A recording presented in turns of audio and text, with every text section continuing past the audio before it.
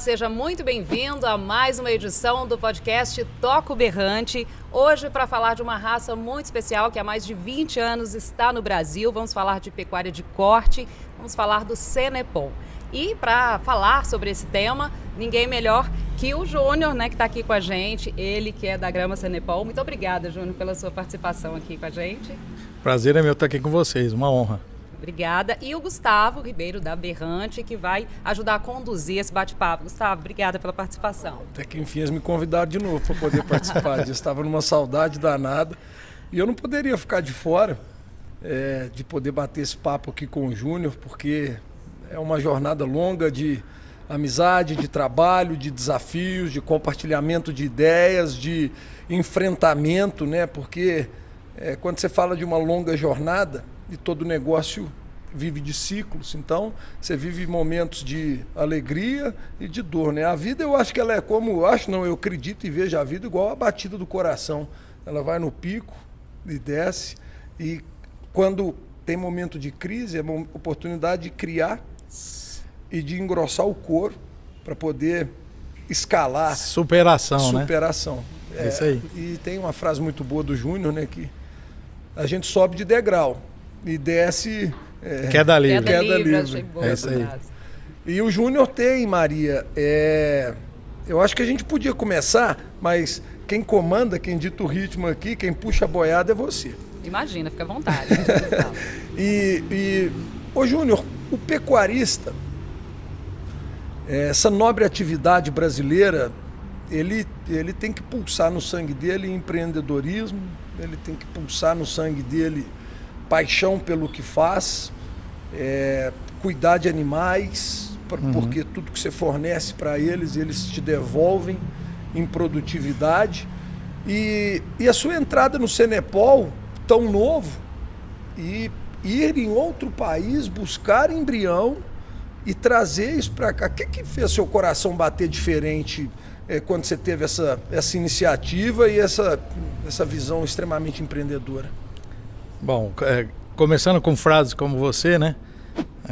Tem duas variáveis, né? Ou quem chega primeiro diz que bebe água mais limpa.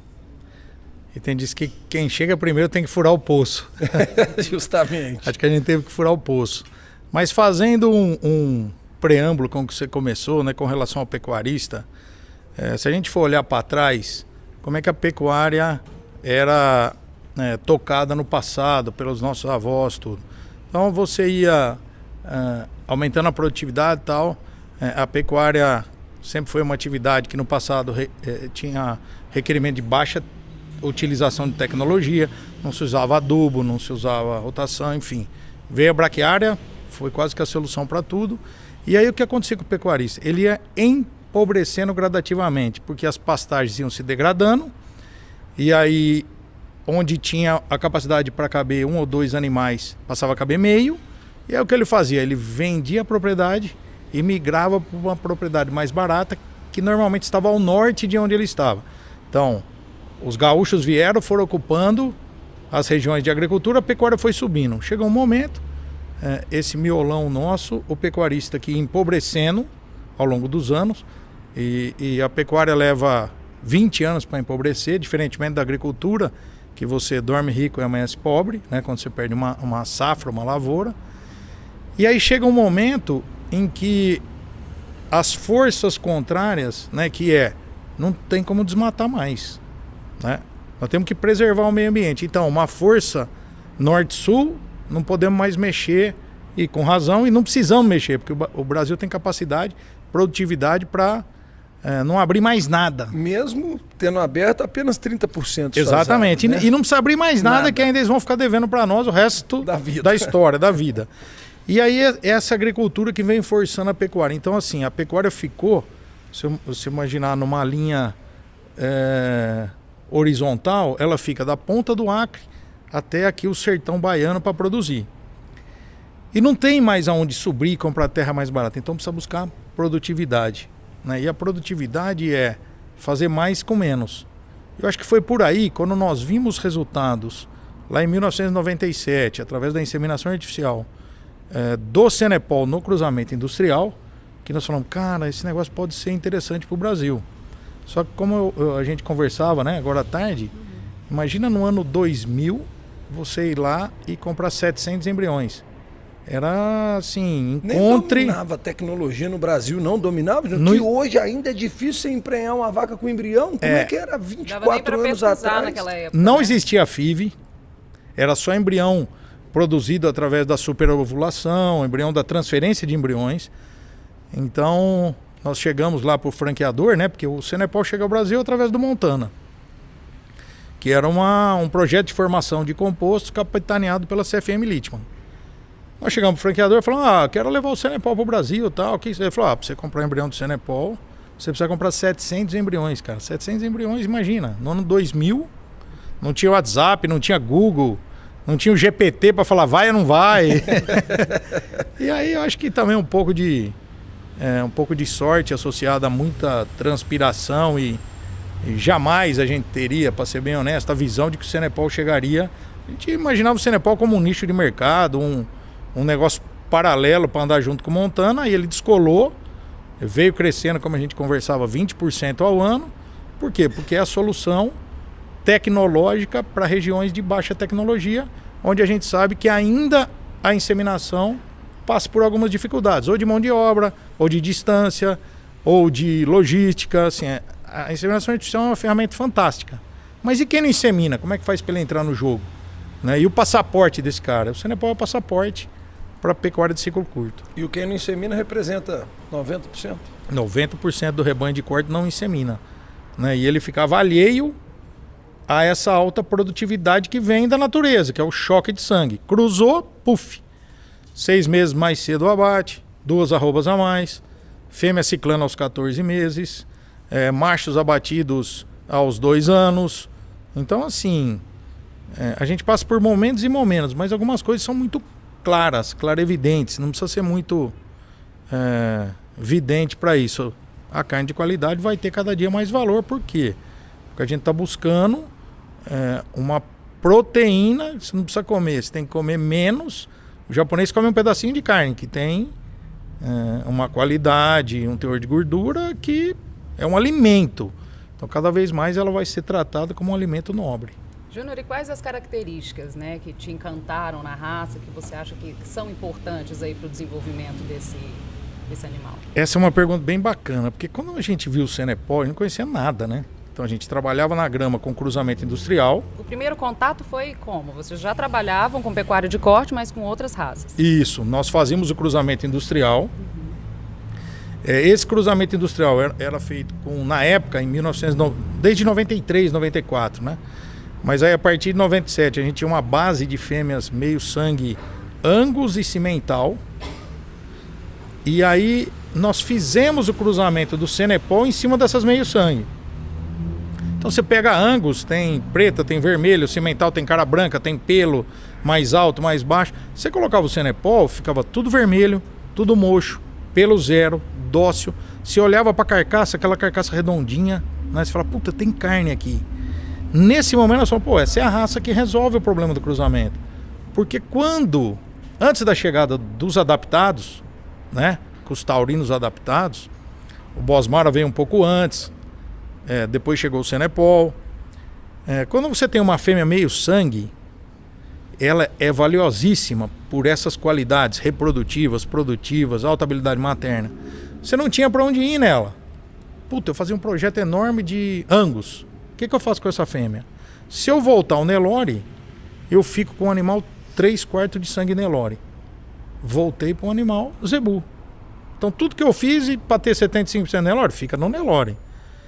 Se eu colocasse um europeu, foi quando surgiu os trabalhos da Unesp, de Botucatu, professor Zequinha, Silveira, que era o super precoce. Então você pegava uma fêmea meio sangue Angus, inseminava com uma segunda raça taurina, por exemplo, um charolês, fazia um terminal, era um 3/4 europeu, só que tinha que desmamar e ir para o confinamento, Gustavo. Ficava 8 meses no confinamento. Você pegava aqueles anos de descasamento da arroba com o custo do alimento, esse animal era prejuízo, porque tinha que ficar 8 meses no confinamento. Então ele desmamava e era batido aos 14 meses, 16 meses. Chega o Senepol para resolver essa lacuna existente no mercado do que fazer café MF1.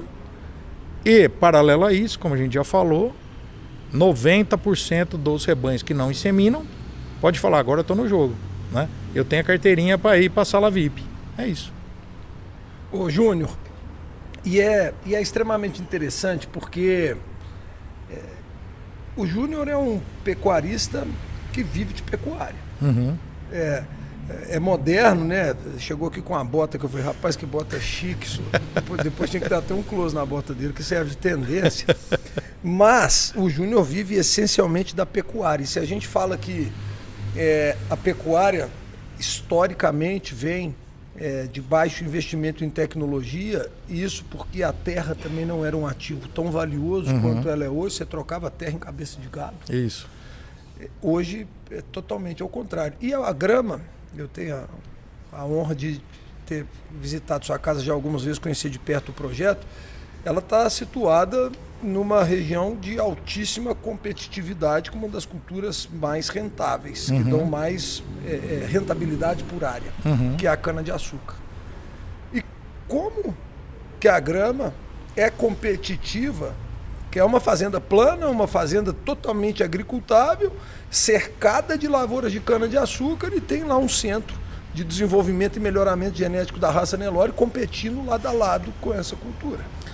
O Senepol, para você ter uma ideia, né? Há 2 anos nós reduzimos, a cana é extremamente competitiva, né? E para competir com a cana, para ter uma atividade, você podia arrendar, sentar, ficar vendo o sol nascer e se pôr. Sem risco. Sem risco. Sem risco. Né? A renda 40, 45 toneladas por alqueire, hoje é um arrendamento na nossa região. Sem risco, tranquilo, mas a gente sabe sem tesão também, né? Você fala, puxa, eu podia produzir mais, né?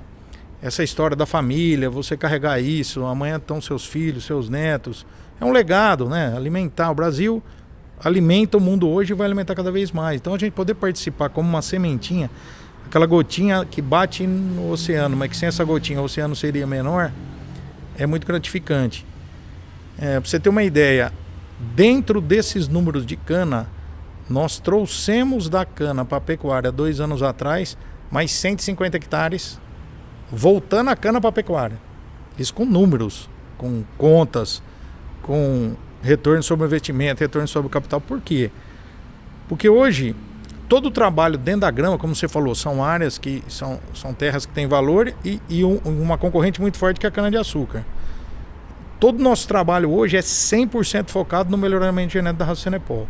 Então, nossos embriões são produzidos, eles são implantados no Mato Grosso do Sul, em fazendas parceiras. Eu tenho parceiro no Mato Grosso do Sul, tenho parceiro no sul do Pará. Então, criatórios que têm grandes áreas com volume de fêmeas, Nelore ou meio-sangue, a gente tem essas parcerias para produzir o PO e levar todo o nosso know-how.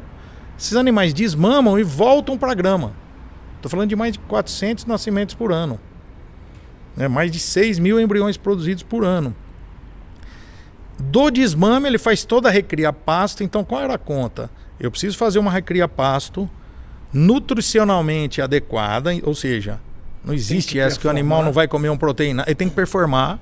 O Nelore tem que performar, o Senepol tem que performar. Qualquer raça, né? Não tem como. Hoje a tecnologia está aí. Você tem o capim, tem a proteína, tem a energia, você tem que compor isso para ter o máximo de resultado, né? E não o máximo de ganho, o máximo de resultado, o máximo de eficiência.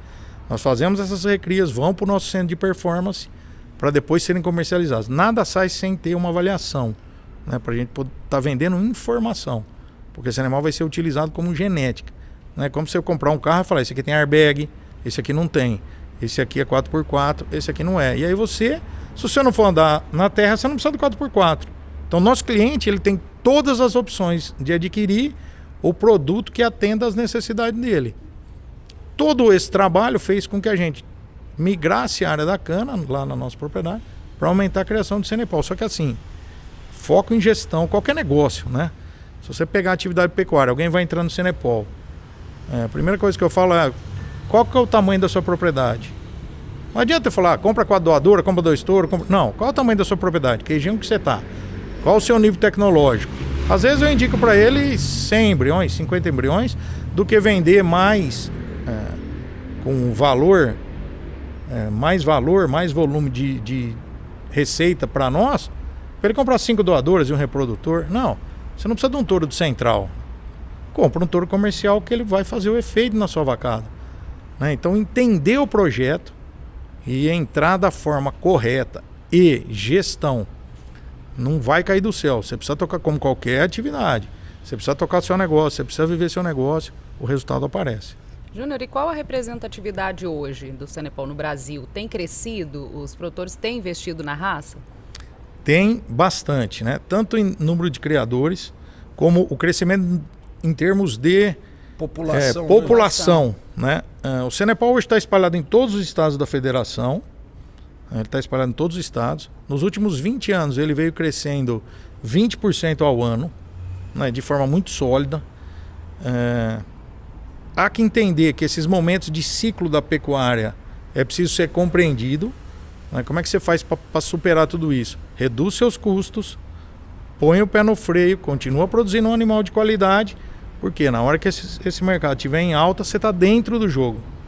Né? Não é hora de abandonar o barco como nós estamos vivendo esse momento de pecuária. Já inverteu, a curva já inverteu. O que a gente estiver produzindo hoje, então o touro que vai ser vendido hoje vai gerar o bezerro desmamado no melhor momento da história da pecuária, que vai ser em 2025. Então agora é hora de acelerar de forma correta, de forma inteligente, porque senão você vai esperar para adquirir o touro e vai comprar ele por 30 mil, 40 mil.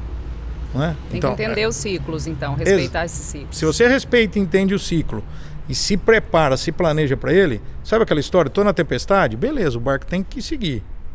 Meu pai sempre fala assim, Gustavo, você conhece ele, está com 87 anos lá na ativa, ele fala, ó, a ponte caiu. É daqui para frente. Não tem que... não, o que nós podemos fazer para ter um espaço, um futuro mais adequado?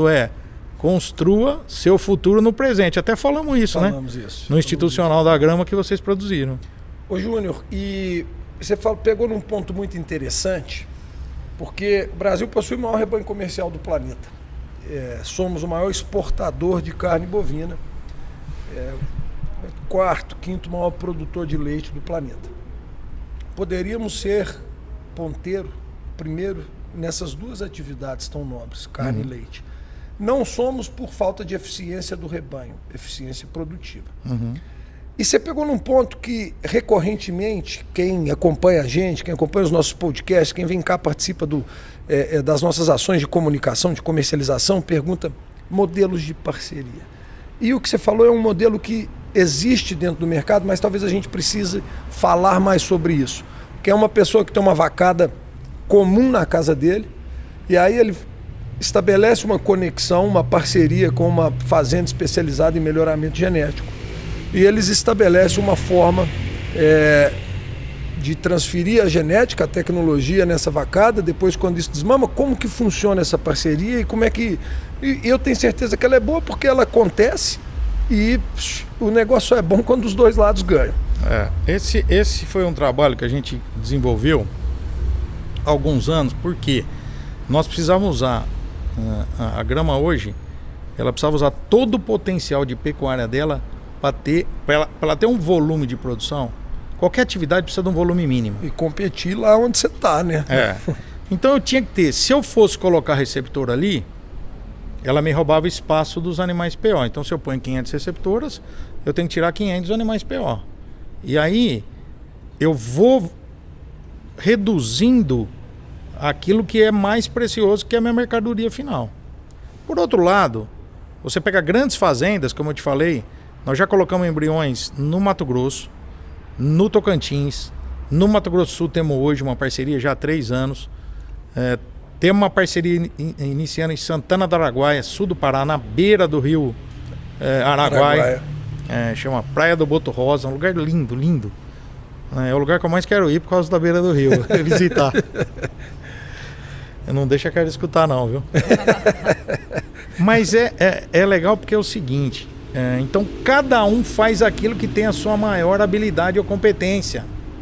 Às vezes esse cara lá ele vai ter dificuldade para comercializar. Então o que nós fazemos? Hoje os bezerros vão para essas propriedades. Vai o bezerro Já colocamos ou na vai Bahia. o embrião? Desculpa, vai o embrião. Nós levamos todo o trabalho de assessoria técnica, Veterinário, protocolo, diagnóstico, gestação. a orientação local. A fazenda acaba até dando um up, porque a gente leva todo um background, uma tecnologia para cria. Porque a gente precisa implantar o embrião, ele precisa emprenhar e precisa desmamar. E aí a equipe aprende com isso, né? Aprende muito, porque a gente leva um conhecimento de 24 anos. Né? O Aranha tem mais de 15 anos de Senepol, trabalhou 7 anos nos Estados Unidos.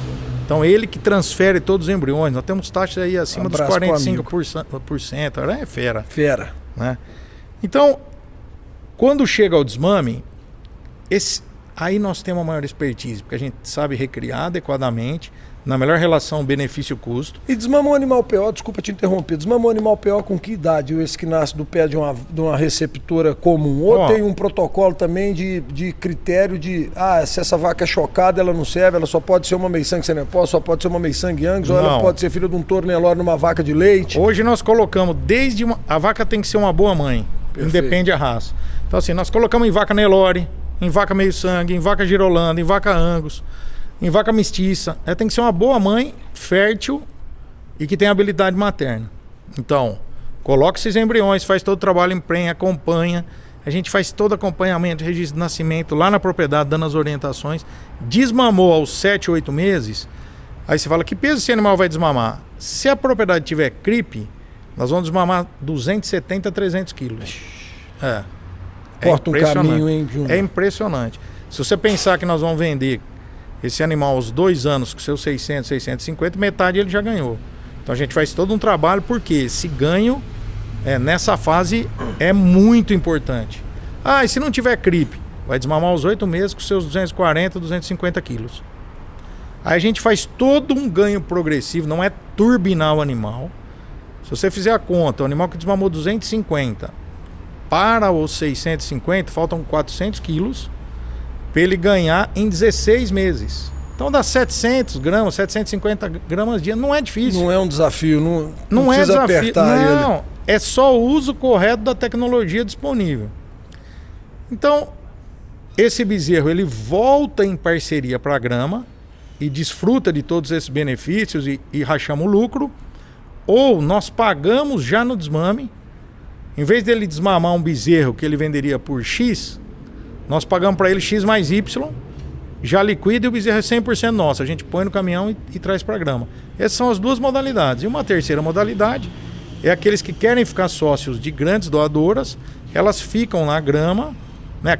Muitas vezes um criador que já está na raça, agora eu quero la creme de la creme. Nós vendemos as grandes doadoras em sociedade, ela fica na grama e nós partilhamos os embriões, cada um coloca na sua propriedade. Tem funcionado. Muito, muito. Porque assim, sem esses parceiros, a grama hoje não teria a eficiência que tem. E a gente está levando para ele também, como você falou, numa relação ganha-ganha, mais eficiência, mais tecnologia e possibilidade dele ganhar muito mais na atividade dele, ou prestando serviço para a grama, ou sendo sócio. Hoje eu tenho um parceiro que presta serviço, ele tem 2.000 vacas no Mato Grosso do Sul. Nós colocamos 700 a 800 embriões com ele.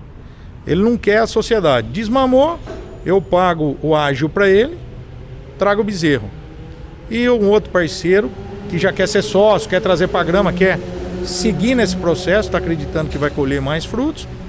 Tem essas duas modalidades que funcionam muito bem.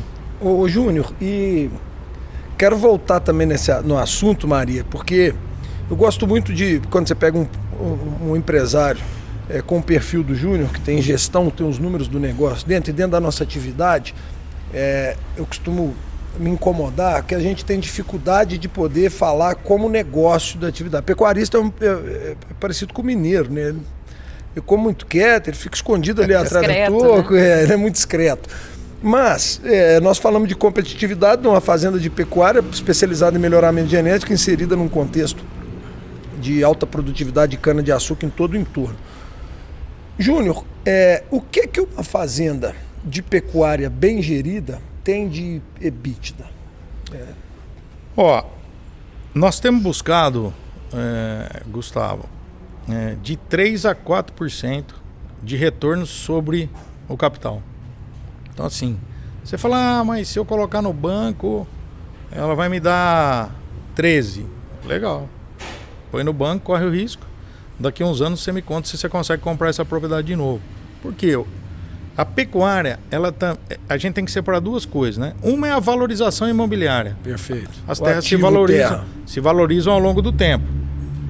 Você não vive dele, você não realiza, porque você não vai vender sua propriedade, a não ser que você venda e compre outra. Então, se você buscar sobre esse capital, que já se valoriza, 3 a 4% de retorno sobre o investimento, que dá uns 8, 10 sobre o faturamento, né? Perfeito. Você fica com um negócio produtivo, rentável, sustentável e trabalhando, cara. Essa história de dinheiro no banco você tem hoje, amanhã você não tem mais.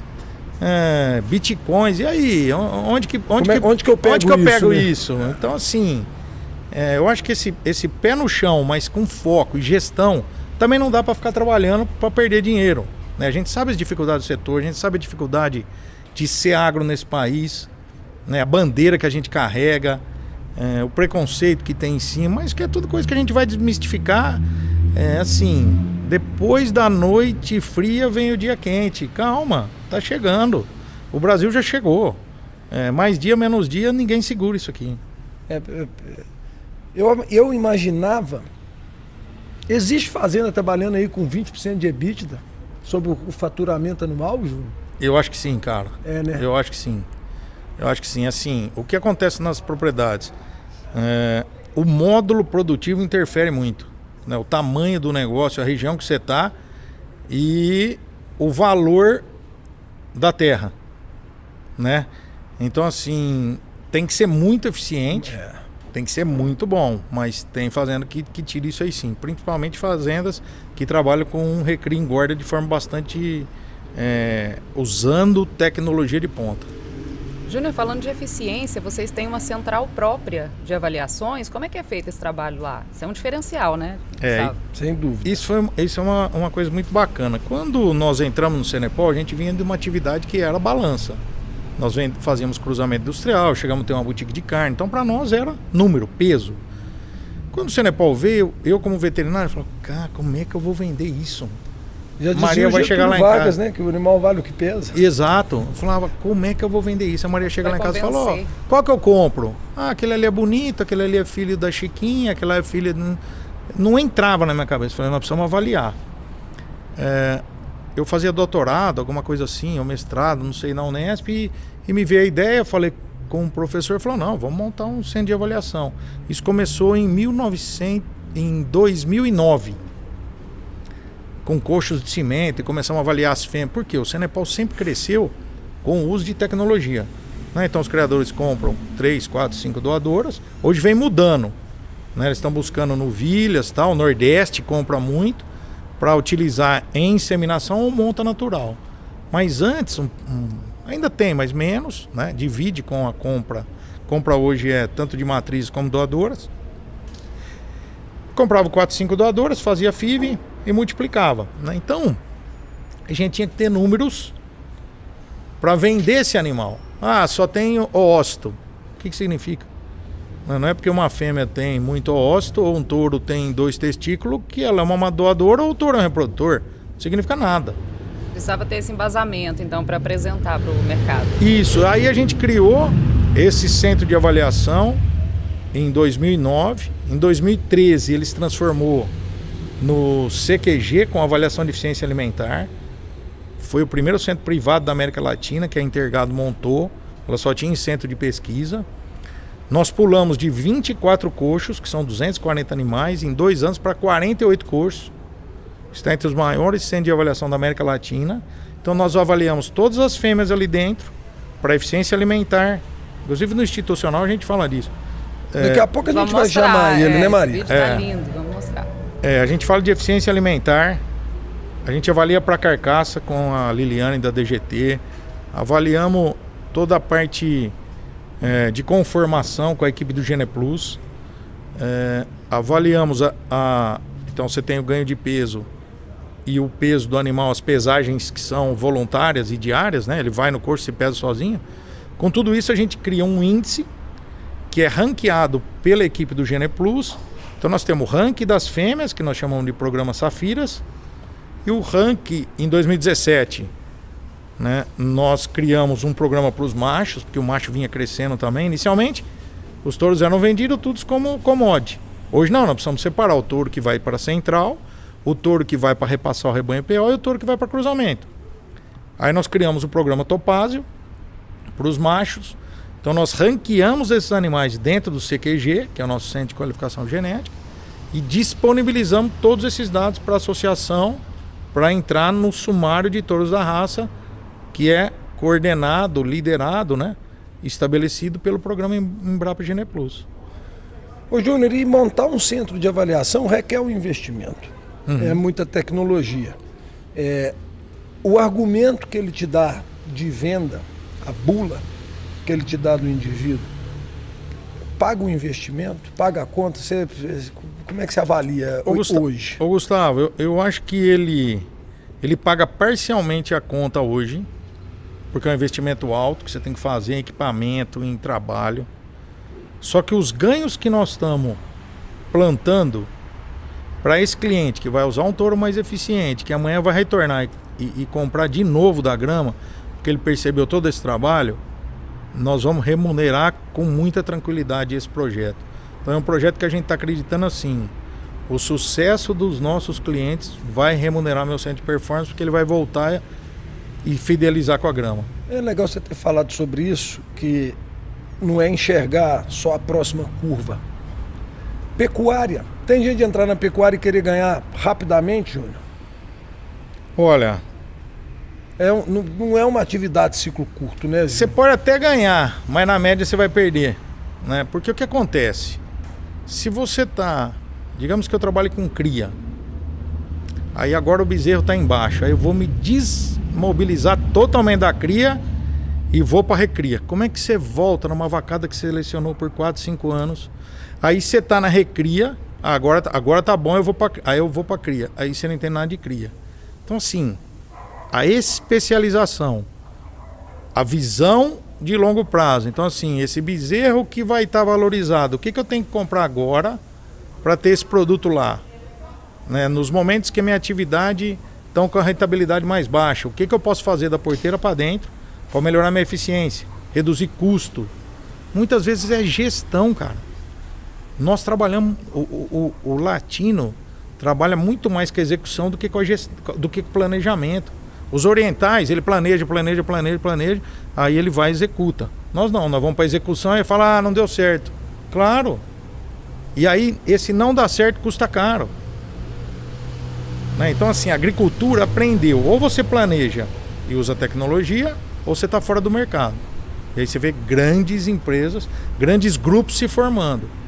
Né? Você vê, você pega a nossa região, né, que tem cana, tem amendoim.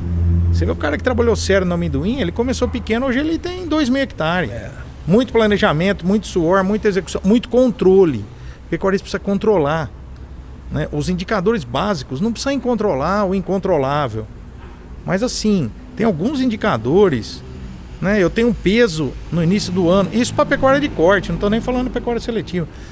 Eu tenho que ter um estoque de carne no começo do ano e um estoque no final do ano. Quanto eu vendi, quanto eu comprei. Esse balanço é favorável em quanto? Quanto eu gastei de nutrição para esse...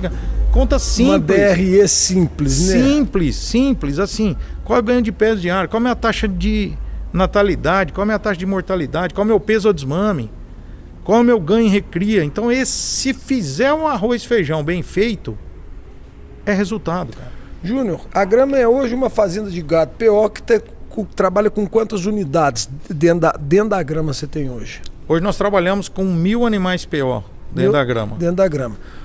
Que equipe eu preciso para poder tocar uma fazenda dessa, além de criar bem os animais e ter os bons índices? O que eu preciso de ter de back-office para poder ter a gestão desses números? Porque às vezes a gente pensa uma fazenda, eu tenho que ter um vaqueiro, eu tenho que ter um gerente da fazenda, mas o que eu preciso ter por trás? Ou se eu sou o pecuarista que estou envolvido nisso, eu consigo fazer? Que skills, que habilidades, que pessoas eu tenho que ter dentro disso? Bom, eu acho que... Acho não, tenho certeza, né? Cada vez mais as pessoas... Isso era um chavão, era bonito. os quadros das grandes empresas, as pessoas são importantes. Aí você olhava, o cara tava chicote, faz e acabou, né? A distância entre quem pensa e quem faz tem que ser mínima possível, né? Onde você tem alguém que pensa... Que frase boa, hein, Júnior? A distância de quem pensa e quem faz, ela precisa de ser curta. Curta, porque se existe alguém que pensa e alguém que faz, essa pessoa, qual é o nível de comprometimento? Ela só faz o que você manda, né? Então, assim, o que você precisa ter de qualificações, de competência? Uma equipe comprometida. Ah, mas como é que consegue comprometimento? Existem 2 tipos de comprometimento. Afetivo e de continuidade. De continuidade é assim, cara, eu não vou sair aqui não, porque aí fora tá difícil, então eu vou ficar aqui na média, que ninguém me perceba, porque tem um salário, tem uma bonificaçãozinha, cara, tá, mas eu fico ali. Então é continuidade. Ah, tem um prêmiozinho lá, eu vou fazer o mínimo, eu faço o mínimo para sobreviver. E o comprometimento afetivo é aquele que vem quando você se sente parte do todo. Pertencimento. Pertencimento, que é uma das necessidades básicas do ser humano. A necessidade de pertinência, de pertencimento, ela é uma das 5 necessidades básicas do ser humano, e ela está ligada a necessidades psicológicas, não são físicas. Então, assim, salário compra braço, não compra mente. Se sentir inserido naquele meio, né? Isso, não só pelo seu salário. O salário é um fator de higiene. Se eu ganho dentro do mercado, estou satisfeito. Se eu ganho mais, estou satisfeito. Mas isso me traz motivação? Não. Só se eu ganhar menos que eu fico insatisfeito. Por quê? Se aumenta o salário, você compra uma televisão melhor. Se aumenta o salário, você troca de carro. Aí você continua insatisfeito, porque você está no mesmo degrau. Agora, se você faz parte do time, as suas opiniões são ouvidas. Porque onde está a resposta dos problemas de uma organização? Lá no chão, cara. O peão que sabe. Uma vez nós estávamos com um problema de mortalidade de bezerros. Uma fazenda eu dava assistência. Uma fazenda de pecuária de corte, programas de inseminação artificial. Morrendo bezerro. Troquei. Falei, calma. Aí cheguei numa roda de tereré. Então, pá. Pô, o que você me fala, cara? Falei, não, fala aí, o que você acha? Não, mas o gerente lá, fala aí, rapaz, você tá falando comigo. Eu vou falar que eu que vi. Cara, tem uma aguada lá, uma represa seca, olha só, uma represa seca que abaixou e os bezerros estão bebendo água no barro. E é lá no canto, lá embaixo, normalmente ninguém vai. Quem sabe onde está o problema? Da cerca que está quebrada. É o cara que anda. Se você não ouvir ele e achar que você tem as soluções, não, a solução tem que vir dele e você dá condições para esse problema ser resolvido. Então, a resposta do problema vem dele e você dá o como resolver. Se precisa fazer uma atividade, se precisa outra pessoa ir lá, se precisa de contratar para secar a represa. Então as competências grande parte depende da conduta do gestor para o sucesso do negócio dele. Além de todo o conceito de gestão, uma das etapas da gestão é a capacidade de liderar, envolver e motivar essas pessoas. Comprometê-las por resultado, entendendo que elas são parte do todo. E que se todos não ganharem, ela também não ganha. Ela não está ali para receber salário. Ela está sobrevivendo de uma atividade tanto quanto o dono. E na hora que ele tem consciência disso, ele olha para uma cerca quebrada e fala, eu também sou responsável. Não só o cerqueiro. Um coxo sem sal, ele fala, poxa, eu também sou responsável. Eu sou tratorista, mas esse gado precisa comer. Senão esse trator vai parar. Então essa conscientização é muito importante. Júnior, nós temos um problema global que a gente fala dele na agricultura, no agronegócio, mas eu vejo que ele permeia todos os negócios. A gente tem uma visão de dono, eu sou dono do meu negócio, mas talvez a minha posição de dono ela é mínima, porque eu sou executor. Eu não sou dono, eu não sento na cadeira de dono e tenho o meu CEO, o meu CFO e passo para ele o que é a meta, meu planejamento, o que é o budget que ele tem, o que ele pode gastar com o operacional, o que eu espero de lucro sobre a operação. E isso acarreta em quê? E a hora que eu não estiver aqui? Como é que esse negócio toca? Como é que você encara isso? Cara, nós até estamos voltando, vou dar um pitaco aqui, vou dar um spoiler aqui. Nós tínhamos um trabalho, um treinamento, eu e o Rogério Coan, nós vamos voltar com esse treinamento. chamava Formação de Gestores e Sucessores em Pecuária de Corte. Sim, que era... Eu quero fazer parte disso aí. Viu? Não, você já faz parte.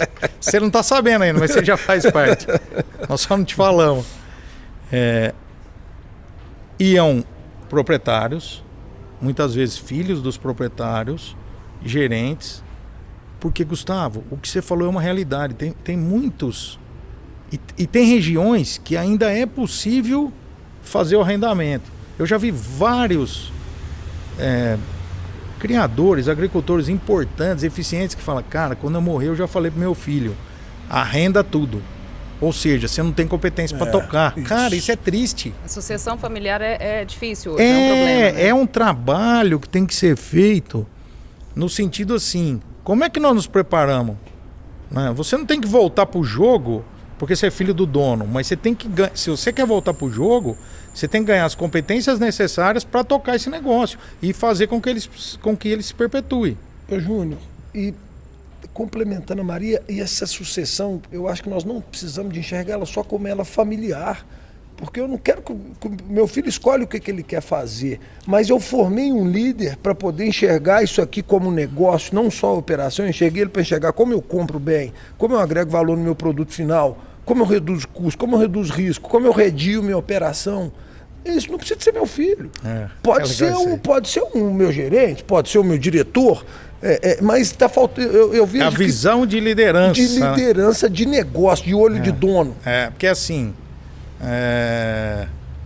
se você pegar, se eu sou filho do dono, eu não sei executar como meu pai executava, mas eu tenho a competência para entender quais são os gargalos do negócio, como é que eu tenho que fazer a gestão, que tipo de pessoa que eu tenho que fazer, o trabalho que eu tenho que fazer. A gente sai daquela caixinha que acontece nas fazendas, todo mundo é um pouco agrônomo, todo mundo é um pouco veterinário, só chama a vaca quando ela já está no brejo. A vaca faz 10... É igual, né? Você vai no médico depois de 7 dias... Pô, cara, mãe é assim, cara. Mãe com pediatra. Por que a mãe fica até de madrugada? E liga pro pediatra de madrugada? Não é nada. Não é nada. Chega de madrugada, não aguenta mais da febre, liga pro pediatra. Então, assim, se a gente tiver essa visão preventiva, essa visão assertiva de preparar os sucessores para que você seja dono do negócio e desfrute daquilo, produzindo e não arrendando, porque se não tiver ninguém para arrendar, você vai vender a propriedade e pôr o dinheiro no banco? Então, assim, eu tenho que estar preparado. Pode ser que você fale, não, eu não vou tocar pecuária porque eu não tenho as competências que a equipe do meu pai tinha. Mas eu vou tocar agricultura. Mas eu vou tocar um negócio. Eu não vou arrendar, ficar com o pé para cima. Fazer o quê, cara? Onde essas pessoas vão parar em termos de motivação, de realização, de pertencimento, de legado ao país? Legado. Né? Que a gente deixa uma história, né? Porque depois que a gente passa é o que a gente fez. Sem dúvida. Júnior, você carrega aí características importantes de líder, né? A questão do pioneirismo, de essa ousadia de ter trazido essa raça para cá. E tudo isso que você está falando e compartilhando com a gente aqui, essa visão de empresário mesmo.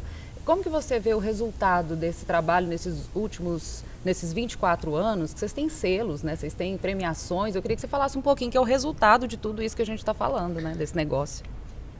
Tem uma frase que eu carrego que é assim, mais importante do que receber honras é merecê-las.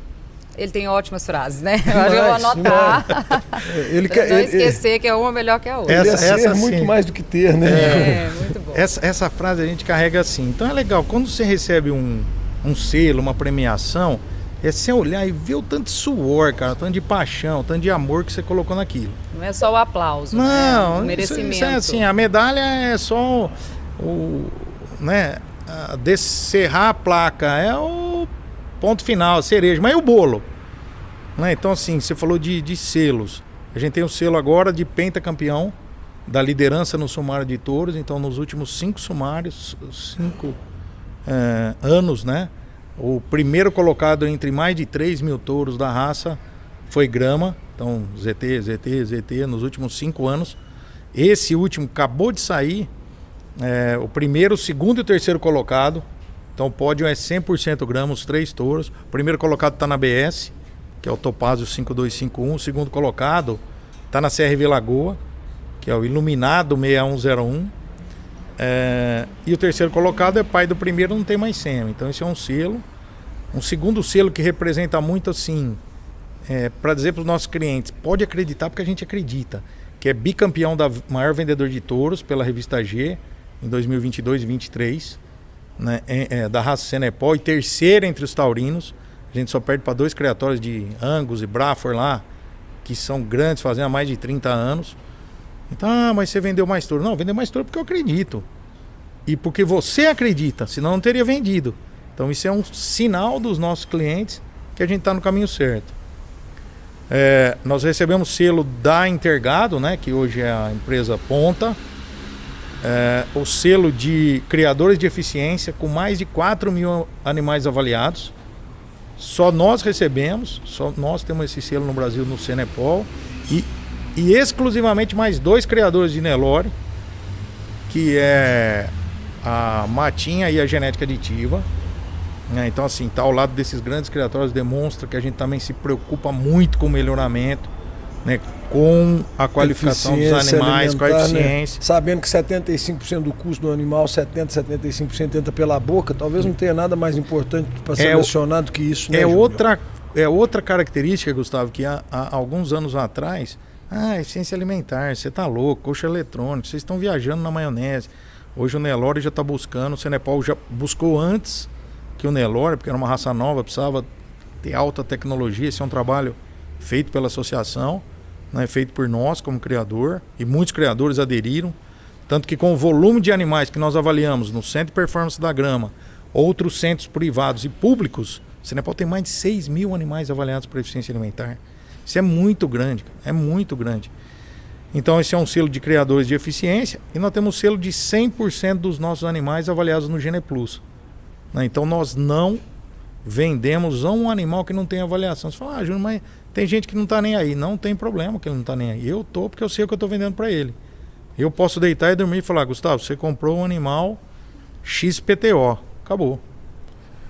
Ô Júnior, é interessante porque você fala de PNL, né, de programação neurolinguística, você fala de motivações do ser humano e das grandes áreas que levam ele... Você falou motivação, eu li até para cachaça aqui.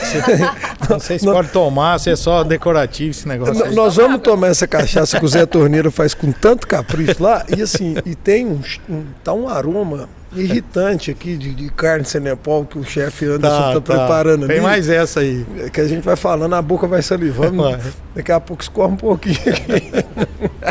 Ô Júnior, mas o que o Júnior está estudando para ele poder estar nessa profundidade de avaliação, de percepção do que motiva as pessoas a tomarem uma atitude ou não, o que motiva ela a estar dentro de uma equipe ou não?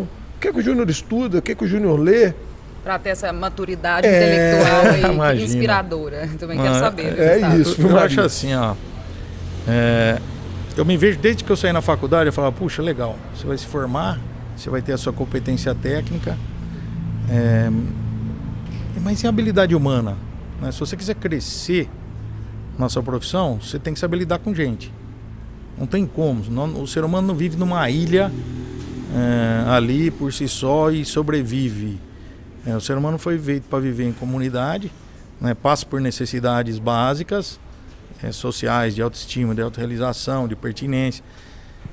E isso sempre me estimulava a buscar treinamentos nessa área de liderança, de programação linguística, de coaching. E o que fica, cara, assim, você fala, qual é a pergunta, a resposta do milhão? Que o motorista do teu destino é você mesmo. Só tem 2 lugares no ônibus. Ou você está como motorista ou você está como passageiro. Você escolhe a cada dia. Né? Eu converso com meu filho e falo assim, cara, se você mudar 1 grau hoje na sua vida, 1 grau, você imagina daqui a 15 anos aonde vai estar. Um navio que muda 1 grau, aonde ele vai estar daqui 15 anos? Ele não está mais no norte, ele está lá no leste, no oeste, no sul. Né, com 1 grau que você mudar, um pouquinho que você faça a cada dia, né, buscando esse autodesenvolvimento, esse trabalho dentro do seu negócio, as pessoas têm que ser valorizadas, cara. As pessoas têm que ser compreendidas. E elas têm que se valorizar, né? Claro, e assim, eu sempre termino, né, alguns treinamentos falando, ó, você tem 24 horas no dia. Umas 8 você passa dormindo. Você já sabe, eu trabalho demais, então você dorme 6. Mais umas 2 ou 3 para as alimentações, 9. Tem muita gente que gasta 3 horas e 52 minutos por dia na frente do telefone. Você que define o que você faz com o seu tempo. Mais essa, então vamos pôr. Mas o resto você está no seu trabalho. Se você não gostar do que você faz, você está jogando sua vida fora. Então assim, primeiro vem a paixão pelo que você faz. Isso dá vontade de transpirar, dá vontade de fazer mais. Dá preguiça de dormir. Não tem canseira. Eu tenho um pouco de preguiça de dormir. Não tem canseira, né, cara? Não é? Tem hora que você senta, você fala, puta, nossa, nem percebi que eu estava numa planilha casalando até tantas horas, ou fazendo uma avaliação, ou tá na fazenda fazendo um trabalho, você ficou horas no curral e nem se deu conta disso. Então eu acho que isso é o grande trunfo do ser humano, perceber que ou ele tá na plateia ou ele tá no palco. Ele é o protagonista da história, né, Júnior? Ou não. Ou ele vai ficar, alguém vai levá-lo. 10 páginas por dia, né? Coloca 10 páginas de leitura por dia na sua vida, no mês você leu 300, é verdade. No ano você leu 3.600 e volta para gravar um podcast se é a mesma pessoa que você conversa. Não é. Não é. E assim, meu pai fala assim, não tem problemas. Meu pai com 87 anos, cara, você vê... Numa saúde, num vigor. Tá bem, minha mãe tem 78, 79 e se bobear, você não aguenta acompanhar o pique dela. Você falando do seu pai, tem uma curiosidade também, que algumas pessoas perguntam, né? Que a marca da grama não é um G, é um Z e um T. O que é? Aqui, tem até aqui na nossa... O Zé Torneiro, ele é tão caprichoso que eu não poderia deixar de comemorar. De comemorar, por favor. Vamos falar desse ZT que está na marca da grama. Aperitivo. Por quê, né, Júnior? O ZT é a marca que nós trouxemos do gado de corte, inclusive, né? Para o gado PO. A minha família veio inicialmente da agricultura, aí da agricultura nós migramos para a pecuária, e a marca do gado sempre foi ZT. E nós levamos para o PO. O que é o ZT? É o apelido do meu pai, que é Zé Torneira. Porque meu avô lá atrás tinha uma fabriquinha dessas de torneira para os filtros de barro, aquela torneirinha de cobre, de fundo de quintal, um negócio pequenininho. E meu pai ia lá ajudá-lo a fazer essas torneiras de cobre para pôr no filtro de barro que a gente bebe água. E aí ficou a marca ZT e continua hoje, inclusive no gado PO. Então, e é desse gado PO... Você só pôs que pra você, cara? Não, pus pra você aqui também, ó. Ah, tá bom. Vai nesse de cá. Você aceita uma cachaçinha, Maria? Não, aqui. obrigada. E carne de Senepol? Olha a carne agora. Porque nós estamos falando da marca que vai no gado PO e gravar um podcast desse, além da oportunidade de aprendizado e de promoção. Olha lá o Júnior lá na televisão rodando lá, ali com os seus 30 e poucos. Nossa. Aqui nós vamos... Cabelo preto. Olha que capricho. Aqui preparado pelo chefe Anderson, que está sempre junto conosco, especialista, cheiro fazendo... Bom. Porque também não existe carne boa com matéria-prima ruim. Não existe churrasco bom com carne ruim. Exato. Não tem mágica. E aqui, olha o aroma. Não. É diferente. Agora uma coisa que eu ainda não aprendi foi ficar mastigando, conversando. Não me ensinaram quando eu era novo. Nem podia, né? Ou se a equipe é muito educada ou a carne tá boa, porque ninguém tá falando nada. Ninguém tá falando nada. Ô, Júnior, ou falando os dois, da carne, os dois. Quais as características? Corta assim, pra né? lá, deixa eu comer. Vamos deixar o Júnior falar enquanto o Gustavo come. Vamos deixar com a Maria, o ping-pong, Gustavo. Em relação ao marmoreio, a maciez, o que a gente pode falar da carne do Senepol? O Senepol é um taurino, então ele traz como características, né, a maciez. Inclusive, vou provar. A maciez e perdi até a fala aqui.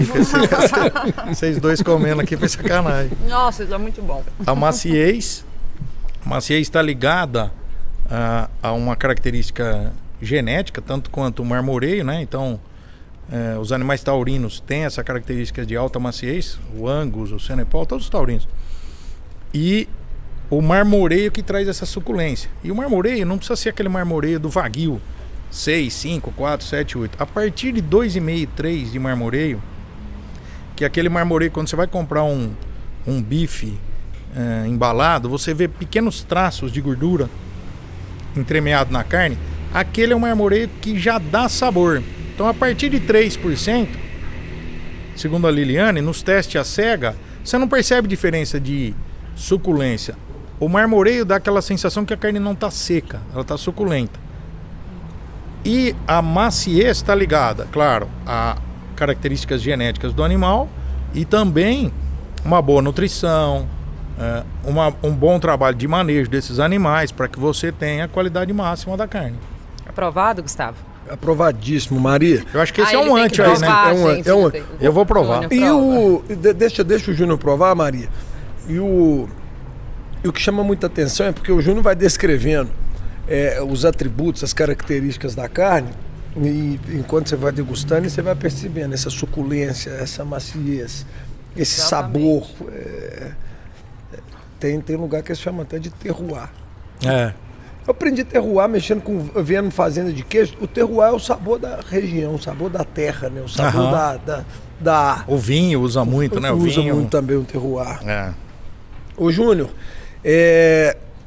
a gente também nós vamos caminhando para o final do nosso podcast, que a prosa é boa demais e não tem tempo para poder acabar. Mas produzir genética, beleza. Eu trabalho com melhoramento genético, eu trabalho com criação de gado e eu faço um produto excepcional. Para eu ser um ótimo comercializador, eu tenho que ter outras habilidades. Totalmente diferente. Produzir, né, e comercializar. E você acha que isso é um desafio para quem quer? Eu quero ser. Eu herdo um trabalho de melhoramento genético ou eu aproveito da tecnologia, aí eu te provoco com uma frase, daqui a pouquinho eu já vou te provocar, porque fala que a genética é muito democrática, mas o talento é individual. E a FIV deu a oportunidade de fazendas que tem 100 anos de melhoramento genético, uma que tem 5, se posicionar na mesma prateleira. E aí tô com esse material genético, com essa mercadoria para poder disponibilizar para o mercado. O que eu tenho que ter de skills para poder entrar pro game? Esse é um ponto fundamental, né, para quem entra na genética, que você não está vendendo mais commodity. Então, quando você vende commodity, você liga lá no frigorífico, ele dita seu preço, né? Ou você liga, se você vende um garrote, você vai pegar o preço de mercado, então é preço de mercado, é commodity. Quando você vende genética, não, você está agregando valor. É carne de qualidade, não é commodity. Isso. Então, assim, esse animal, quanto mais você avalia, mais você segmenta, e quem avalia também fica com... Avaliar é bom para quem avalia e para quem compra, né? Só que você tem que lembrar que quem avalia, na hora que ele encontra o bom, ele encontra o ruim também. Perfeito. Que ele tem que descartar. E para quem está entrando na raça, que quer fazer um trabalho, ele precisa ter em mente que ele precisa criar um volume mínimo de trabalho, um volume mínimo de produção, e que no momento da comercialização ele tem que estar preparado para isso. É uma questão fundamental. Não é difícil vender, mas requer trabalho, requer competências, né? Você vê o quanto a gente está aqui com vocês há anos fazendo o trabalho da grama, uma agência especializada, com uma equipe toda que a gente estava batendo um papo aqui hoje, trocando informações, treinando, buscando uma relação ganha-ganha, uma assertividade. Então, ele tem que se preparar o quê? Para uma visão de que ele está atendendo um cliente e que ele tem que atender da mesma forma como que ele gostaria de ser atendido em qualquer loja que ele entrar. E você sabe que eu acho que é um desafio ainda maior, Júnior? Porque quando você é produtor de carne, geralmente você atende um cliente, que é o frigorífico. Vendedor de genética, quantos clientes tem a grama ao longo desses 20 anos de jornada? Vou te dar um número. Para cada leilão que nós fazemos, nós temos agora em março, 31 de março, né? O Mega Leilão Grama, Canal Rural. Para cada leilão que nós fazemos, para uma média aí de 120 a 150 animais, são 5 ou 6, se ela for carreta alta ou baixa, rodando pelo Brasil, fazendo mais de 60 entregas. 60 entregas. Se você dividir por 5 carretas, nós estamos falando que cada carreta faz pelo menos 12. Só que tem carretas por Nordeste que fazem 20 entregas. É como sair um caminhão do Mercado Livre entregando uma sacolinha. Não é uma sacolinha, é um animal vivo. De 700 quilos. 700 quilos. Nós mandamos coxos para beber água, para beber água, leva coxo para dar ração, leva silagem em cima do caminhão para parar. Então assim, o animal chega lá na mesma condição que saiu. São mais de 40 mil quilômetros rodados por leilão, cara. Então assim, é uma maratona, é um negócio de maluco. Tem que estar preparado. Ah, não, mas eu vou fazer um negócio pequeno, vou fazer uma venda regional. Legal, foca nisso e faz esse trabalho. Leva seu cliente, mostra na fazenda, atende ele como você gostaria de ser atendido. O resultado vem, cara, é arroz com feijão bem feito. Ô Júnior, e por que investir na raça Senepol? Bom, para aqueles que querem fazer o cruzamento industrial, o Senepol é a oportunidade de entrar no jogo sem precisar da inseminação. Ah, mas eu já insemino. Você também pode usar o Senepol no repasse, né, para complementar o seu negócio. Tem muitos projetos que trabalham com... A gente assessorou alguns e conseguiu quebrar esse paradigma. Ah, eu tenho 500 vacas Nelore, então eu tenho que fazer um pouquinho de Nelore para melhorar meu Nelore e depois o resto eu faço cruzamento. Você não faz nenhuma coisa nem outra. É igual o pato, não voa e não canta. Mesma coisa. Então, se eu tenho 500 vacas Nelore e faço cruzamento, insemino com Angus e repasso com Senepol, eu vou ter 100% da minha produção cruzamento industrial. E vai realizar o seu lucro em cima disso. Aí você vai falar para mim, como é que eu reponho o fêmea? Se você tem 500 vacas e tiver 85%, 90% de prenhez, você precisa comprar 100 bezerras. Com as 100 vacas gordas que não emprenharam, você vai comprar 100 bezerras e sobe metade do dinheiro. Ou 100 novilhas, prontas já. Mas onde eu vou comprar? Joga para cima, tem no seu lado esquerdo, do seu lado direito, na frente e atrás, você compra do jeito que você quiser, no preço que você quiser, da marca que você quiser. Da maneira que quiser. Da maneira que quiser. É versátil. É muito fácil. Então assim, o Senepol é a ferramenta para esses criadores que não podem usar inseminação, para esses criadores que já utilizam a inseminação e quer ter 100% de cruzamento em parceria com o Angus. É para ser usado em cima da fêmea meio sangue Angus para produzir um tricross terminal. Para pequenos criadores de leite, né, que ele não sabe que touro que ele põe na girolanda dele, ele não fica com bezerro. Põe o touro Senepol, a gente tem vários clientes. O cara que tem 30, 40 vacas, ele põe o touro Senepol e tira um bezerro de corte. Então ele tem o leite, tem o bezerro de corte e pode comprar a reposição dele num especialista. O negócio dele é produzir leite, cara. Acabou. Isso. É isso. E tem que ficar essa visão muito clara, né? E eu reponho com alta eficiência, com alta genética, tudo que nasce eu aproveito. Aí você faz cruzamento industrial e insemina suas piores vacas com Nelore. Ah não, eu insemino a cabeceira com Nelore. Tá bom, quanto você vai inseminar? Aí não sobrou nada para fazer cruzamento. A questão da economia com o protocolo reprodutivo também é um atrativo, né? Por ser monta natural. Exatamente. Então assim, aonde a tecnologia não entra, o Senepol é imbatível. E não tem nada que emprenha mais do que touro. Não tem. Não existe. Aí você fala assim, por que eu não ponho Nelore? Pode pôr o Nelore, só que você tem que pôr um Nelore top. Por quê? Porque o cruzamento industrial te dá de graça 25%. Para um Nelore dar 25% acima do seu rebanho, cara, pode sair comprando touro de 40, de 50, de 60 mil, senão ele não vai pôr. O touro Senepol, ele cobre quantas vacas? Tem uma média? Ele trabalha como Nelore, 30, 35. O número de vacas por touro está muito ligado ao manejo das propriedades. Condição que você dá para ele, né? Se você tem, por exemplo, lotes muito grandes, então se eu trabalho com lote de 200 vacas, eu tenho que reduzir a relação touro-vaca porque eles vão ficar brigando entre eles. Se eu trabalho com um lotinho de 70 vacas, eu posso pôr 2 touros de 35. Se eu trabalho com um touro só, eu posso pôr 40 vacas porque ele não tem que brigar com ninguém, ele só tem que cuidar das vacas. Ele está na harém. Então isso está muito ligado ao manejo. Via de regra, 30, 35, 25, depende do tamanho dos pastos, da condição nutricional, do tempo que você vai deixar de monta natural. Então tudo isso interfere na relação.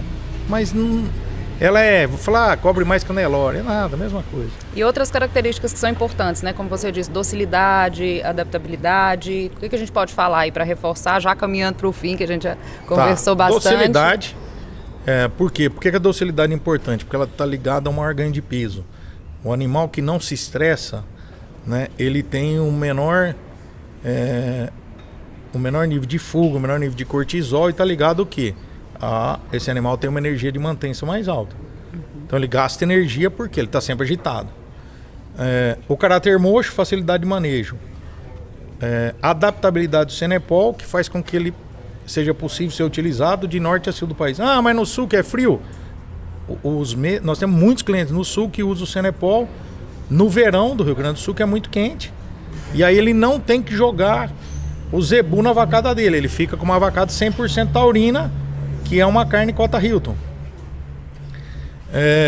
Uma outra característica do Senepol, alta libido. Mas o Senepol vara cerca. Cara, põe ele no meio de uma vacada que esteja em cio. Agora, se ele estiver aqui e tiver uma novilhada em cio, você pode ter certeza que ele vai varar cerca. Ele tem alto libido. Então, assim, é tudo questão de manejo e ajuste. Não tem milagre e não tem mágica. O Senepol é mágico? Não.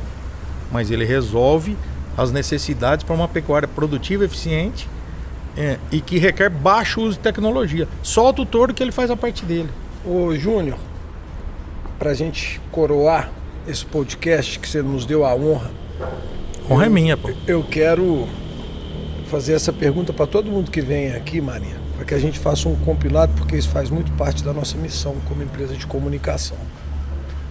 Nós temos um setor que nós temos muito orgulho de fazer parte dele. E nós temos um setor que se comunica ainda muito mal com os não convertidos.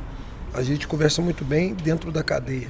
Fora da bolha ainda é difícil. O que é que falta para a gente poder comunicar melhor com a sociedade, com a comunidade, com quem não está envolvido dentro dessa nobre atividade que a gente sabe que preserva, que produz, que gera emprego, que gera riqueza, que gera divisa, que gera visibilidade para o país, que produz tecnologia, exporta tecnologia, que é referência global, que é orgulho desse país. O que é que falta para a gente poder conversar melhor? Essa é uma pergunta muito interessante, cara.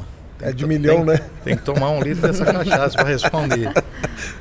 Mas assim, o que me vem em mente, né, de bate-pronto, ou a gente faz uma comunicação muito eficaz, porque muito do que está aí por trás,